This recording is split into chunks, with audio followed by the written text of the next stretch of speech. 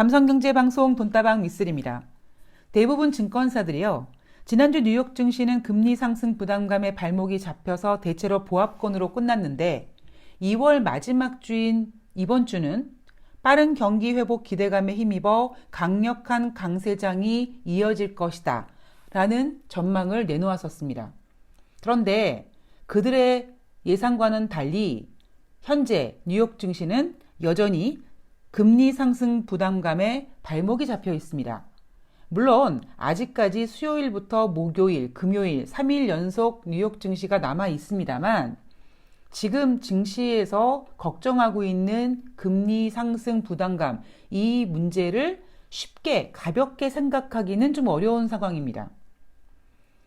미쓰리가 작년 11월 달에 여러분 미쓰리가 6개월 동안 좀 재충전하고 돌아왔습니다. 자, 이제 2021년 뭐가 화두가 될까 고민을 해봤는데요. 미쓰리 생각에는 인플레가 될 것 같습니다. 라는 이야기를 해드리면서 여기에 제가 전제를 하나 단 게 있습니다.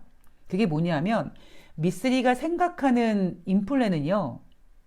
연준에서 금리를 인상하지 않아도 그리고 어떤 지표라든가 이런 현상이 나 인플레이션이다 라고 하지 않아도 미래의 어떤 이슈와 기대와 우려를 땡겨 쓰는 증시의 특성상 조금만 경제지표가 잘 나오거나 뭐 조금만 변수가 생기면 어머 올해 금리 인상하면 어떡해 이 걱정을 먼저 하게 된다. 그래서 실질적으로 연준이 금리를 인상하지 않더라도 증시는 인플레에 대한 우려에 아마 걱정할 수 있다. 이런 내용을 계속 전달해 드리고 있습니다. 제가 어제 방송에서 제목을 인플레냐 리플레냐 그게 중요한 게 아니다 라고 제목을 달아두고 이 얘기를 안 했더라고요. 뭐 다른 특별한 얘기는 아니고요. 제가 여러분께 최근 들어서 여러분 올해 인플레라는 어떤 이슈가 뭐 지금 가장 크게 떠오르는 핫 이슈이긴 합니다만 이것도 마찬가지로 주식시장이라는 녀석은 조금만 갖고 놀다가 실증을 낼 거기 때문에 돈다방 미쓰리에서는 이제 인플레이션에 대한 뭐 얘기는 이미 해드렸잖아요. 작년 11월부터 했는데 뭐 더 이상 어떻게 더 지적해드려요? 라고 하고 우리는 이제 겨우 2021년 12개월 중에 2개월을 살고 있으니까 남은 10개월 동안 주식시장이 가지고 놀 다른 이슈를 미쓰리가 열심히 찾아보겠다라고 여러분들께 약속을 해드렸습니다. 그러면서 한 가지 제가 앞에서 내용 중에 언급해드렸던 부분이 뭐냐면 타이타닉 얘기를 해드렸잖아요. 대서양이 지금 현재 유동성이라고 우리가 생각을 하고 타이타닉이 이제 대서양으로 침몰하는데 그 엄청난 대서양의 그 물살이 타이타닉 방들을 그냥 꽝꽝 문을 부셔가면서 물로 채우지 않습니까? 그것처럼 지금 이렇게 풀린 유동성이 엄청난 힘이 발휘되다 보니까 부동산 가격 오르죠. 증시 오르죠. 거기에다가 비트코인 오르죠. 뭐 금값도 올랐죠. 은도 오르죠. 구리, 철강석 정말 도대체 안 오르는 게 뭘까 할 정도로 모든 자산 가치들을 다 올리고 있습니다. 저는 그거를 대서양 바다가 타이타닉 침몰할 때 그 빈 방에 물을 가득 채우는 그런 것으로 비유를 해드렸습니다. 그러면서 근데 여러분 금값이요 2,000달러를 한번 툭 치더니 그 이상 힘을 내지 못하고 있습니다. 그리고 미쓰리는 제 생각에는 비트코인 물론 앞으로 먼 훗날 뭐 정말 화폐로서 어떤 진정한 그 활동을 보여줄 수 있을지 모르겠습니다만 아직은 갈 길이 너무 먼 것 같다.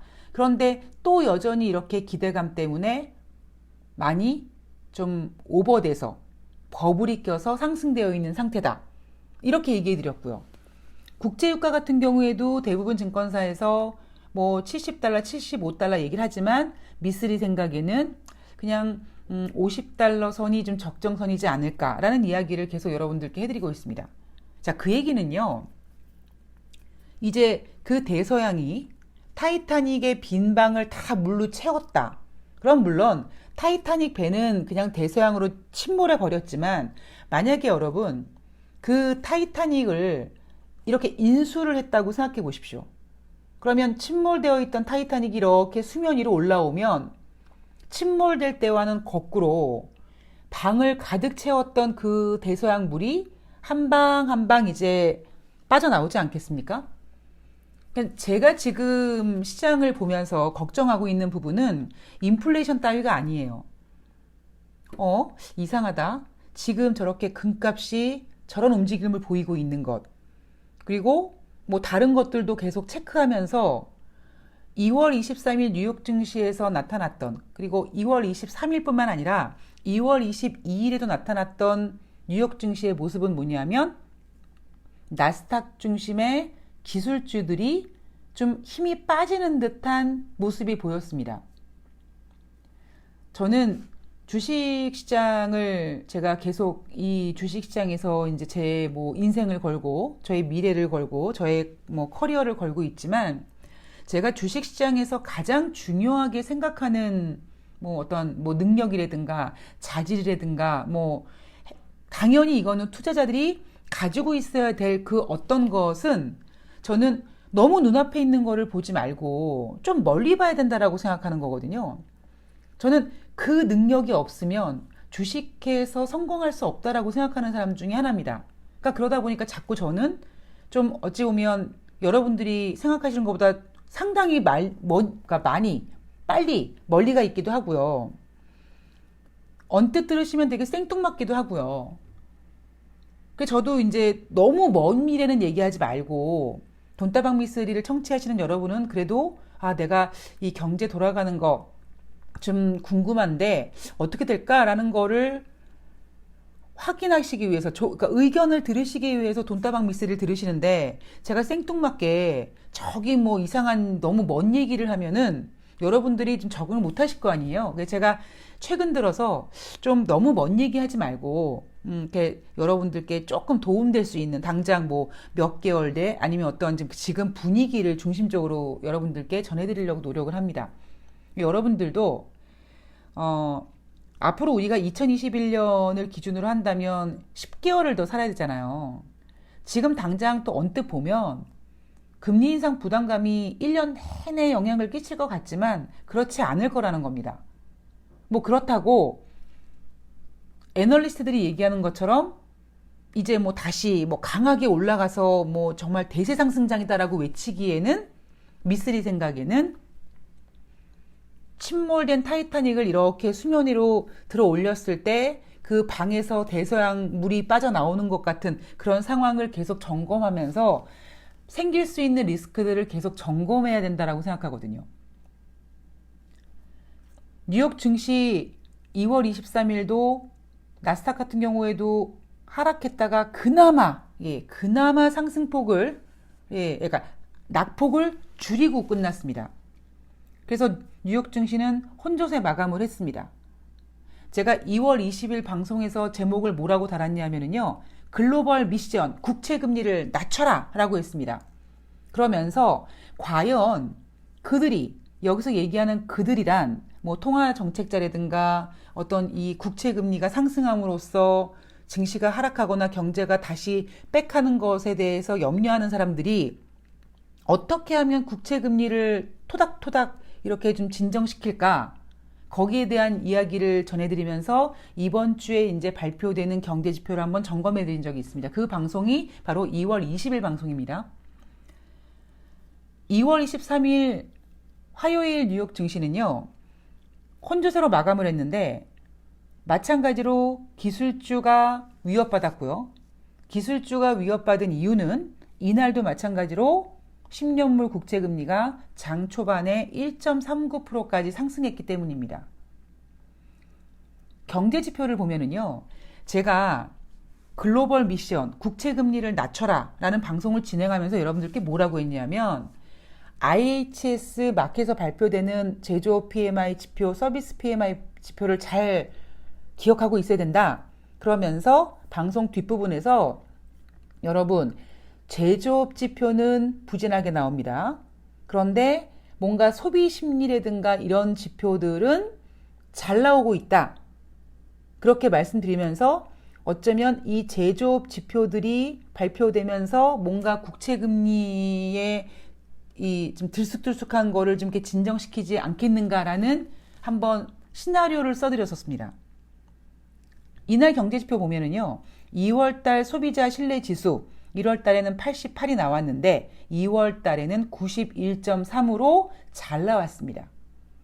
월가 예상은요, 91.0이었는데 월가 예상보다도 잘 나왔습니다. 즉, 뭐 소비자 신뢰 뭐 이런 지수들이 잘 나오니까 당연히 인플레 우려가 생길 수밖에 없었던 거겠죠. 여기에다가 제가 주택 지표 잘 나올 거라고 했잖아요. 12월 달 전미 주택 가격 지수 전월 대비 0.9% 상승했습니다. 전년 대비로는 10.4% 상승했고요.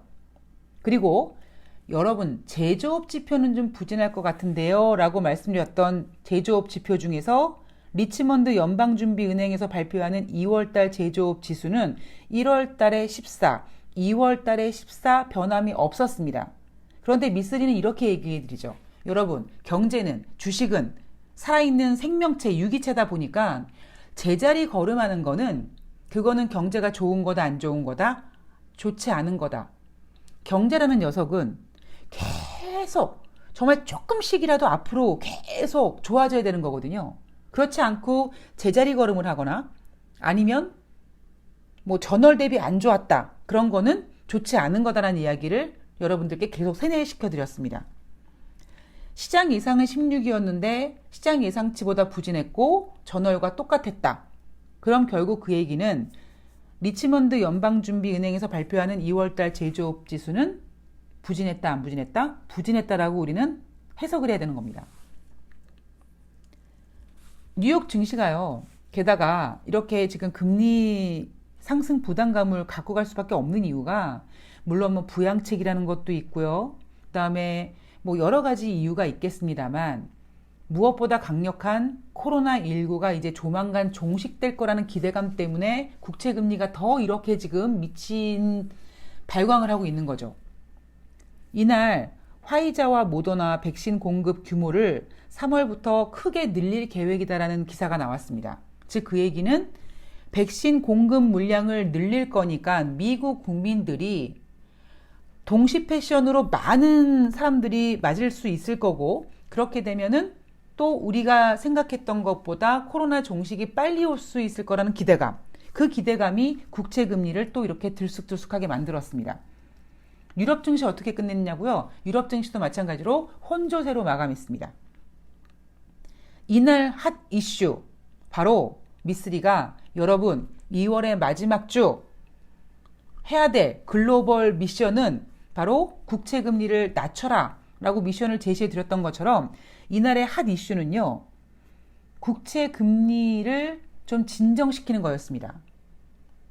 지난번 라가르드 ECB 총재는요. 금리 상승 예의주시하고 있어요 라는 발언을 했습니다. 그런데 제롬 파월 연준 의장은 미국 상원은행위원회 반기 통화정책 청문회에 참석해서 지금 국채금리가 꿈틀꿈틀하고 있는데 계속 제가 째리고 있어요. 이렇게 얘기한 게 아니라 여러분 아직 멀었어요. 이런 식으로 얘기를 한 겁니다. 그러니까 라가르드 ECB 총재와는 조금 결이 다릅니다. 언뜻 들으면요. 아 그래 ECB에서 이 국채금리가 술렁거리는 거를 보면서 약간 인플레이션을 좀 이렇게 고려하고 있는 것 같아. 생각하고 있는 것 같아. 이런 발언을 했다면 제롬 파월 연준 의장은 아예 그런 생각을 하지 못하게 싹을 잘라버린 거죠. 제롬 파월 연준 의장의 발언들을 보면은요. 미국 경제 회복 고르지 않다. 완수되려면 그러니까 골고루 회복되려면 멀었다. 연준이 정책을 변경할 때까지 그러니까 여러분 우리 미국 연준은요. 뭐 2023년까지 초저금리 유지할 거예요. 이런 정책, 금융정책을 아니 여러분 생각해 봤더니 아유 좀 바꿔야 될 것 같아요.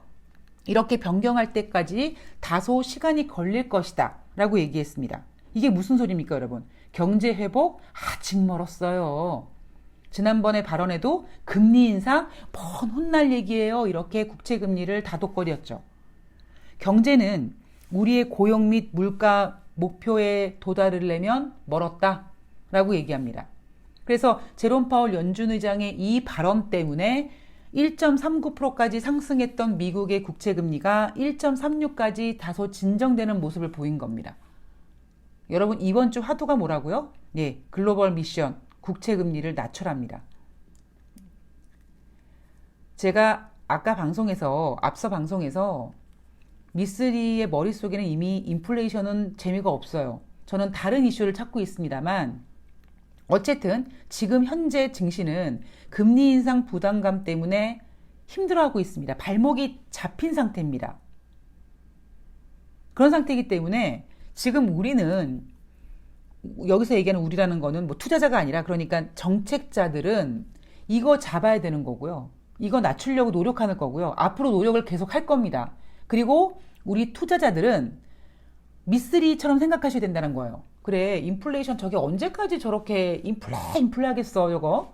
그냥 좀 있다가 또 그냥 다른 이슈 생겨가지고 그냥 이렇게 묻혀버리겠지? 그런 생각을 하시면서 증시를, 헤쳐나가셔야 되는 겁니다.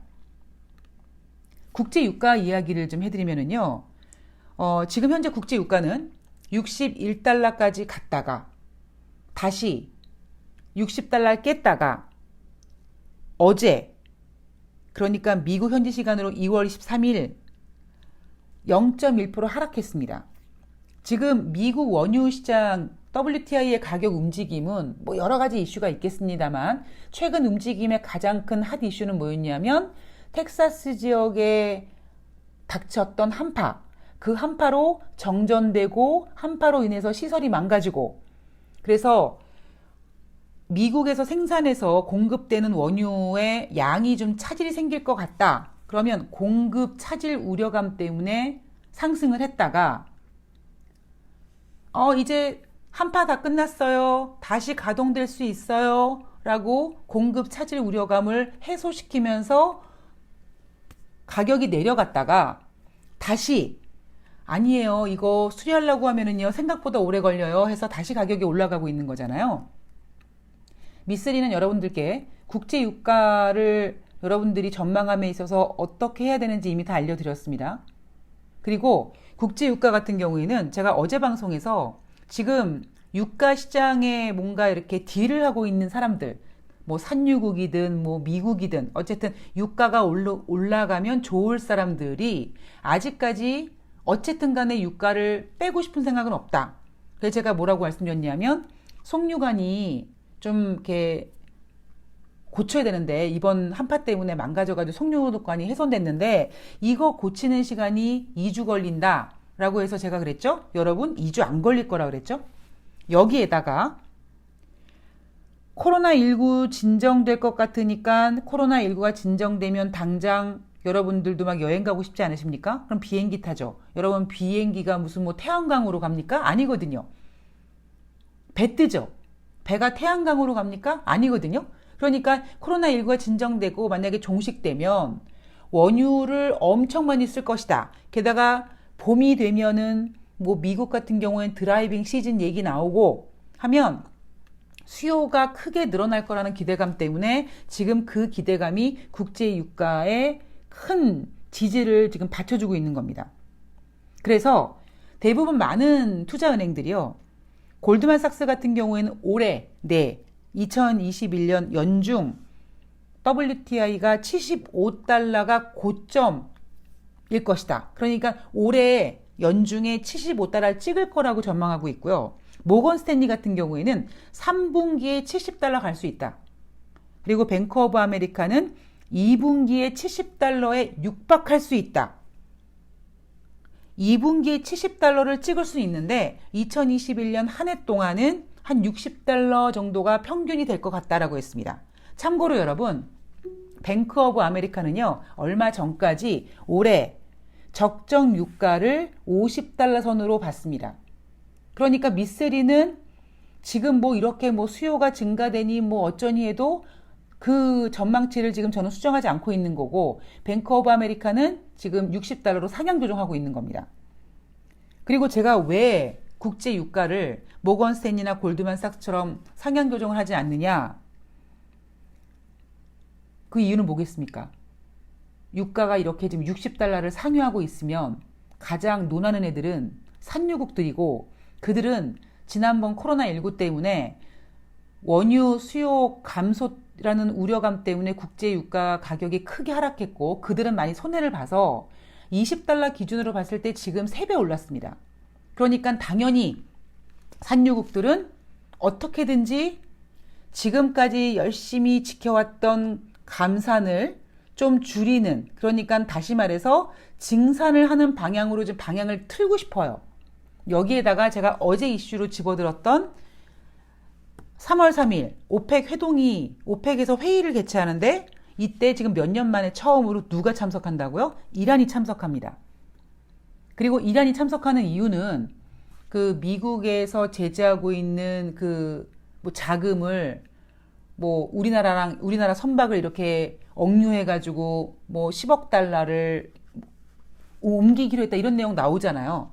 물론 계속 보고되는 거는 뭐 미국에서 허락을 해야 된다 이런 얘기 나오지만, 제가 봤을 때는 조 바이든 대통령이 북한보다는 일단 이란을 협상 테이블에 앉혀서 핵협정 다시 하게끔 하고, 그러면 일단은 당근을 먼저 줘야겠죠. 채찍도 줘야겠지만 당근도 먼저 줘야겠고, 그런 어떤 거를, 그런 사실을 알고 있는, 그런 내용을 알고 있는 이란은 나 삐뚤어질 거다, 내 말 안 들어주면 삐뚤어질 거다, 이런 생각을 하고 조금 더 강도를 높여서 지금 미국과 딜을 하려고 하고 있습니다. 여러분, 이게 지금 글로벌 증시 상황입니다. 자, 대한민국 주식시장이요. 오늘 같은 경우는 지금 달러가 약세인데도 불구하고 외국인들은 팔고 있습니다. 제가 여러분, 우리나라 주식시장이 허접해요. 그런데 저는 사실 허접하다는 것보다 제가 개인적으로 좋아하는 단어는 저질입니다. 근데 제 친구 중에 사투리를 쓰는 애가 저질이라는 발음을 하지 않고 즈질이라는 발음을 해요. 제가 그게 너무 웃겨가지고 저도 즈질 이렇게 따라 했던 적이 있거든요. 우리나라 주식시장이 한 단계 레벨업이 되기 위해서 첫 번째 조건은 뭐다? 외국인들이 매수해줘야 되고요. 갑자기 그냥 어느 날 갑자기 하루 띵 몇천억 사주는 게 아니라 1,000억이든 2,000억이든 뭐 얼마든 꾸준히 사줘야 되고, 물론 중간에 맛보기로 뭐 순매도로 돌아서는 날이 있을지언정 외국인들이 꾸준히 순매수를 해줘야 된다. 그래서 제가 앞서서 우리나라 증시가 막 올라갈 때 대부분의 전문가들이 뭐라고 했습니까? 외국인들이 대한민국 뭐 경제를 신뢰하고 뭐 우리나라 미래를 밝게 보고 투자한다며요. 그래서 제가 그거 허공에 삽질하는 소리라고 그랬잖아요. 그냥 달러 약세이기 때문에 그렇다. 그런데 지금 분위기를 보면은요, 달러가 약세, 좀 마이너스임에도 불구하고 외국인은 팔고 있습니다. 이 얘기는 뭐냐면은요, 역설적으로 저는 그렇게 생각합니다. 지금 달러는 약해지려고 하고 있지 않습니다.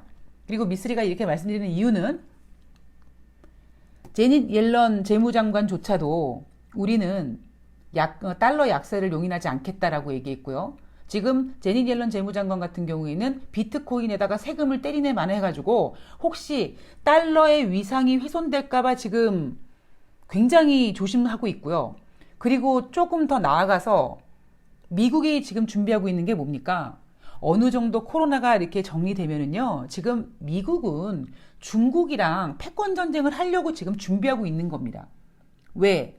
중국은 우한 지역에서 코로나가 발생되고 다른 지역엔 그렇게 크게 영향을 끼치지 않아서 잠깐 먼저 맞는 매가 낫다고 중국은 먼저 매를 맞아서 미국 전 지역이 코로나가 확산되는 동안 중국은 열심히 성장했거든요. 미국 입장에서는 굉장히 안 이뻤고 기분 상합니다. 그러니까 미국은 지금 일단 딴 거 신경 쓰지 말고 다른 거 아웃 오브 안중, 오로지 코로나 백신 접종하고 이 코로나19를 종식시키고 정신 차리고, 그리고 그 다음에 이제 트럼프 대통령이 쏘아 올린 무역 관세 전쟁을 이제는 화폐 전쟁으로 제2라운드를 준비하고 있는 겁니다.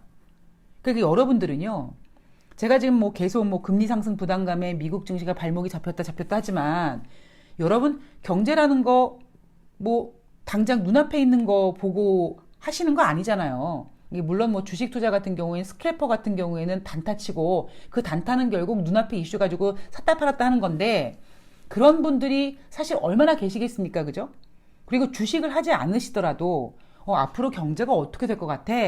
뭐 앞으로 뭐가 이슈가 될 것 같아? 라는 거를 고민해 보신다면 사실 저는 개인적으로 지금은 인플레 하지만 저는 이 인플레 이슈 주식시장이 이제 어느 정도 놀다가 재미없어질 거고 그럼 이제 우리는 그 다음을 생각해야 되지 않을까라는 생각을 저는 개인적으로 하고 있습니다.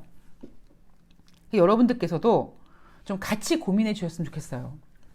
제가 요즘에 솔직한 얘기로 좀 외롭습니다. 뭐 남자친구가 없어서 외롭고 그런 게 아니라 정말 요즘에 주식 하시는 분들이 많으신 것 같아요. 그러니까 요즘에 이렇게 만나서 처음 만나 뵙는 분이랑도 이렇게 얘기하다 보면 다 주식하세요. 그런데 정말 속상하게요. 주식을 하시는데요. 저랑 말이 통하시는 분을 못 만났습니다. 그래서 야, 이거 주식하는 사람들끼리 주식 얘기를 해야 되는데 저는 주식 얘기를 못 하고 있어요. 그래서 뭐 합니까? 지금 혼자서 이렇게 마이크 붙잡고 여러분들한테 지금 나발나발거리고 있는 겁니다, 제가. 물론 뭐 그렇다고 뭐 제가 경제를 엄청 알고 뭐 잘 알고 이런 건 아니지만 최소한 제가 그동안 돈다방 미세를 진행하면서 여러분들한테 보였던 어떤 저의 신뢰 같은 거는 조금 더 앞서가고 조금 더 다양하게 보는 거잖아요. 그러니까 여러분들도 이제 어느 정도 서당계 3년이면 풍어를 읊진 않더라도 최소한 돈다방 미세를 좀 들으시는 분들은 계속 이렇게 다양한 생각을 한번 해보시는 그런 시간들을 좀 가지셨으면 좋겠습니다. 그래서 저는 개인적으로 코로나19가 종식되고 우리 돈다방 미스리 청취자님이랑 이렇게 뭐 시황 설명이라든가 뭐 이런 그 강연회 같은 거를 하면 정말 저랑 말이 통하는 분들을 많이 만났으면 좋겠습니다. 네, 저의 개인적인 바람을 말씀드렸습니다. 자, 우리나라 주식시장 질질이어서 마이너스 갔다가 개인이 매수해서 다시 플러스 갔는데 다시 상승폭을 또 반납하고 있고 정신줄 꽉 잡고 계셔야 됩니다. 여러분 제가 어제부터 계속 말씀드리지만 지금 정신 번쩍 차리고 계셔야 돼요. 그리고 패턴에 속으시면 안 됩니다.